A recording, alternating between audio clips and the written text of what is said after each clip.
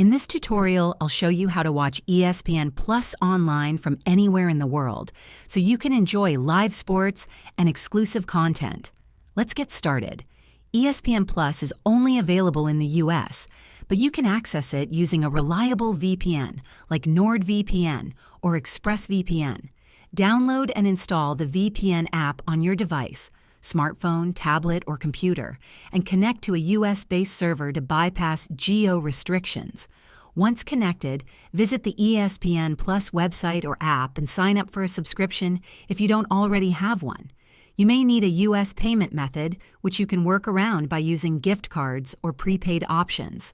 Log in to your account and start streaming live events, highlights, and exclusive ESPN Plus content. For offline viewing, download eligible content while connected to Wi-Fi and watch later in the Downloads section of the app. Ensure your internet connection is stable and your VPN optimized for streaming to avoid interruptions. If this video helped you, please hit the like button and subscribe to this channel for more useful tutorials. Thanks for watching, and enjoy ESPN Plus online anywhere.